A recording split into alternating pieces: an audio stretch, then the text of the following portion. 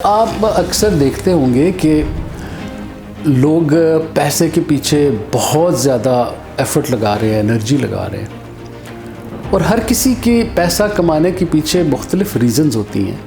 جو بڑی major reason آپ کو نظر آتی ہے لوگوں کی نظر میں، وہی ہوتی ہے کہ شاید مجھے پیس آف مائنڈ چاہیے، مجھے سکون چاہیے، اور انہیں یہ لگتا ہے لوگوں کو کہ اگر ایک اچھی گاڑی ان کے پاس ہوگی یا بڑی گاڑی ان کے پاس ہوگی، لگژری گاڑی ان کے پاس ہوگی، ایک بڑا گھر ہوگا، بہت ساری زمین ہوگی، تو شاید انہیں پیس آف مائنڈ یا سکون مل جائے گا۔ لیکن آپ کو کتنے لوگ ایسے ملتے ہیں جن کے پاس یہ سارا کچھ ہے اور وہ بہت پیس آف مائنڈ میں رہ رہے ہوتے ہیں؟ ایکچولی اس کے پیچھے کی ریزن کہ آپ کو وہ پیس، وہ سکون، وہ خوشی ملنی کہاں سے ہے، یہ کانسیپٹ ہی سب سے مشکل کام ہے آپ کو سمجھنے میں۔ یس، زندگی کے لیے پیسہ ضروری ہے، میں پہلے والی ویڈیوز میں بھی اس بات کو بتا چکا ہوں، کیونکہ وہ ایک میڈیم ہے آپ کی بہت ساری چیزوں کو پورا کرنے کے لیے۔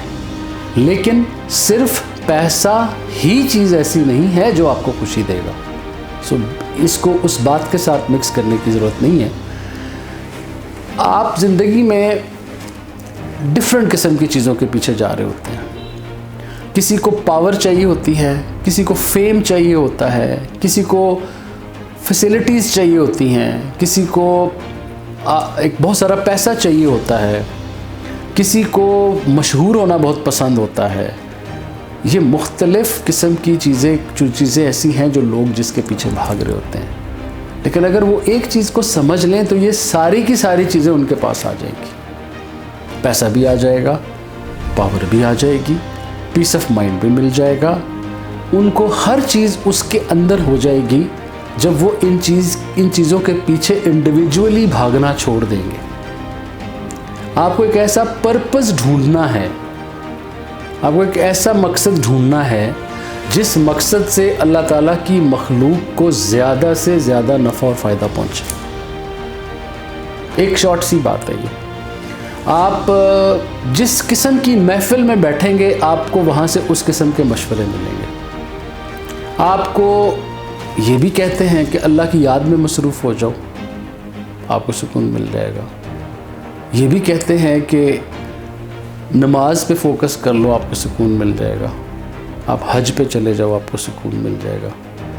لیکن آپ کو کیا لگتا ہے ان ریئلٹی صرف ان چیزوں کو کرنے سے بھی سکون ملتا ہے؟ یہ صرف ان چیزوں کو انڈیویجولی کرنے سے اگر آپ کو سکون ملتا ہے تو یہ بہت مشکل بات ہے، ایسا نہیں ہونے والا، کیونکہ یہ ساری چیزیں آپس میں انٹر لنک ہیں اس چیز کے ساتھ کہ آپ اس دنیا میں رہ رہے ہیں ایک کمیونٹی کی صورت میں، اور آپ سے دوسروں کو نفع پہنچنا چاہیے، نقصان نہیں پہنچنا چاہیے۔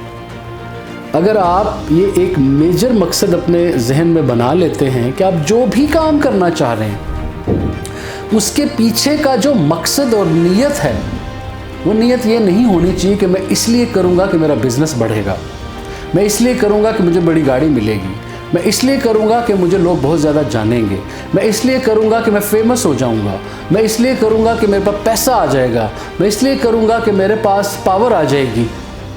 آپ نے صرف اس کے پیچھے کی نیت کو چینج کرنا ہے کہ آپ جو کچھ بھی کرنا چاہ رہے ہیں وہ آپ اس لیے کرنا چاہ رہے ہیں کہ جس سے آپ اللہ تعالیٰ کی مخلوق کو زیادہ سے زیادہ فائدہ اور نفع پہنچے۔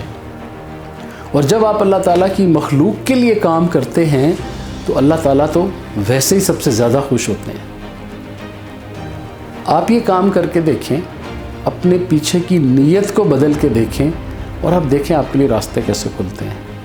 آپ کو وہاں سے مدد آئے گی آپ نے جہاں سے سوچا بھی نہیں ہوگا۔ آپ کے لیے وہ راستے کھلیں گے جو آپ نے کبھی غور ہی نہیں کیا ہوگا۔ آپ کو ان لوگوں کی طرف سے مدد آئے گی جن کے بارے میں آپ نے کبھی تصور بھی نہیں کیا تھا کہ یہاں سے بھی آ سکتی ہے۔